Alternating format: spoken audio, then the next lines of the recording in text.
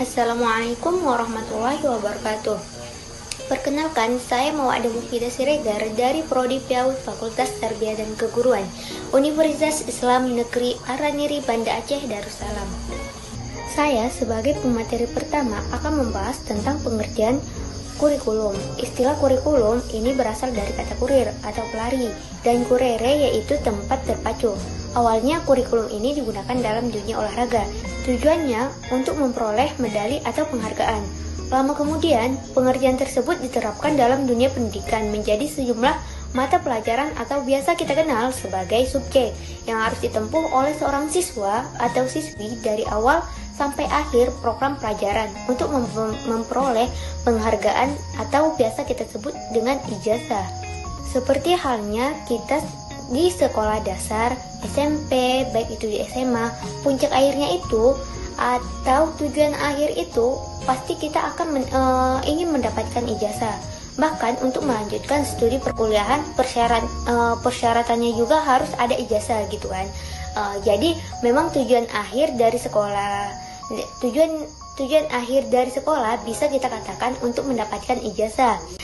Tapi jangan lupa ya teman-teman, yang paling penting itu kita mendapatkan ilmunya dan keberkahan dari ilmunya, bukan hanya mendapatkan gelar ataupun ijazah tersebut. Itu cuman contoh dari pengertian kurikulum tersebut. Jadi seperti pengertian kurikulum ini terkandung dua hal pokok, yaitu adanya mata pelajaran yang harus ditempuh oleh siswa, dan yang kedua tujuan utamanya yaitu untuk mendapatkan atau untuk memperoleh ijazah. Jadi, dapat disimpulkan pengertian kurikulum ini merupakan seperangkat rencana dan pengaturan tentang kompetensi yang dibakukan dan cara pencapaiannya disesuaikan dengan keadaan dan kemampuan daerah. Kompetensi ini perlu dicapai secara tuntas atau belajar dengan secara tuntas, tidak setengah-setengah. Kurikulum yang dilakukan di PAUD dalam rangka membantu anak didik mengembangkan berbagai potensi, baik psikis dan fisik yang meliputi moral, nilai-nilai agama, sosial emosional, kognitif, bahasa, fisik motorik, kemandirian, dan seni untuk siap memasuki pendidikan dasar atau pendidikan selanjutnya. Yang kedua yaitu peranan kurikulum PAUD. Ada beberapa teori para ahli tentang peranan kurikulum PAUD. Di sini saya mengemukakan teori tentang Omar Hamalik. Dia berpendapat kurikulum mempunyai peranan yang sangat penting dalam pembelajaran, khususnya di PAUD. Peranan tersebut antara lain yaitu yang pertama, peranan konservatif. Peranan konservatif menekankan bahwa kurikulum dapat dijadikan sebagai sarana untuk mentransmisikan nilai-nilai warisan budaya masa lalu yang dianggap masih relevan dengan masa kini kepada generasi muda. Dalam hal ini yang berperan penting yaitu para siswa.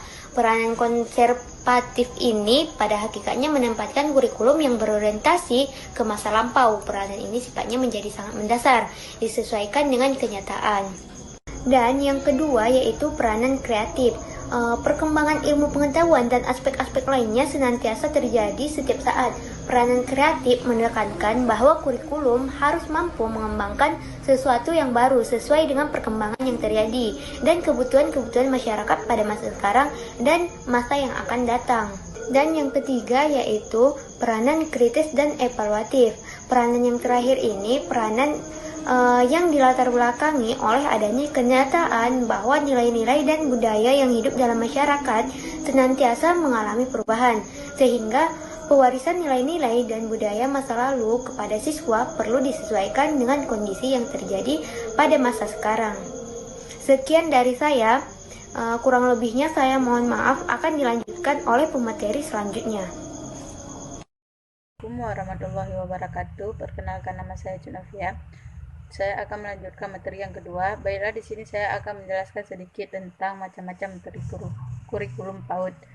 Macam-macam kurikulum PAUD terdapat 4 macam, yaitu kurikulum pertama, kurikulum Montessori.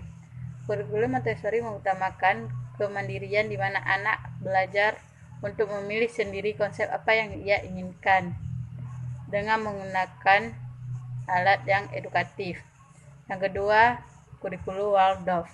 Pendidikan dengan metode Waldorf berfokus pada keterampilan yang bersifat praktis.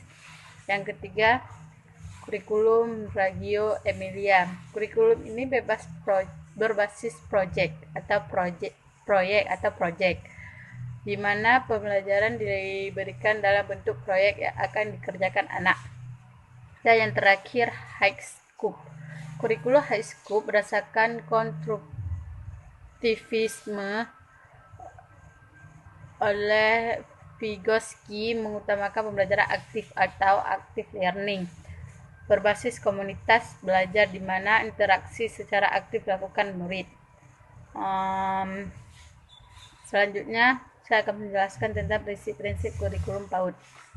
Prinsip-prinsip kurikulum PAUD terdapat 10 prinsip. Yang pertama, belajar melalui bermain, berorientasi pada perkembangan anak, berorientasi pada kebutuhan anak, berpusat pada anak, pembelajaran aktif, berorientasi pada pengembangan nilai-nilai karakter, berorientasi pada pengembangan kecakapan hidup, didukung oleh lingkungan yang kondusif, berorientasi pada pembelajaran yang demokratis. 10.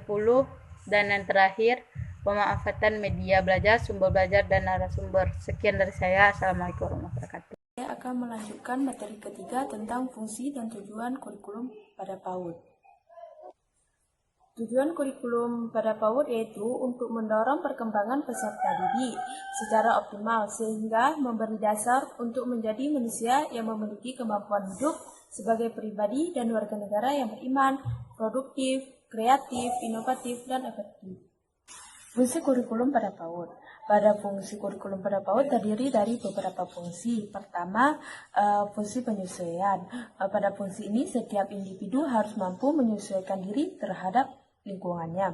Yang kedua, fungsi integrasi. Fungsi ini memberikan sumbangan dalam pembentukan atau pengintegrasian masyarakat. Yang ketiga, ada fungsi diferensiasi.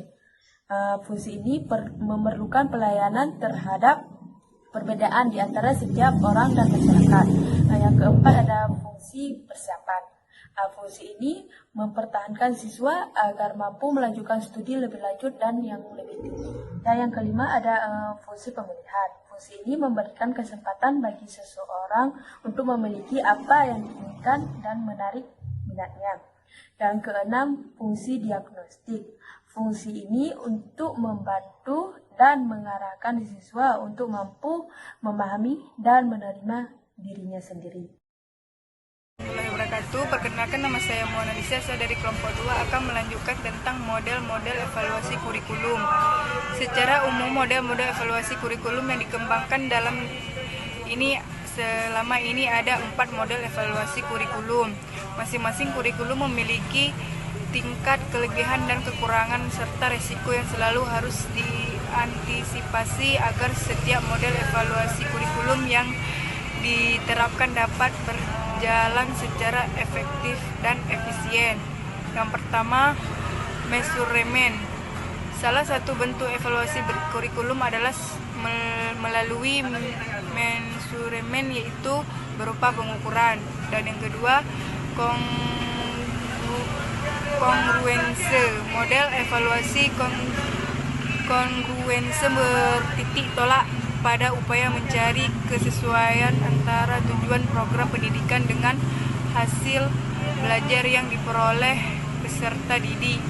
Ketiga, illumination. Evaluasi melalui model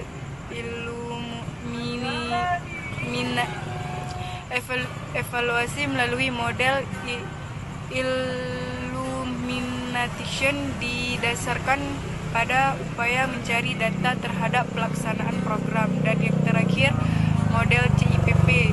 Fokus yang menjadi subjek evaluasi model CIPP adalah konteks, input, proses, dan produk. Sekian dari saya. Assalamualaikum warahmatullahi wabarakatuh.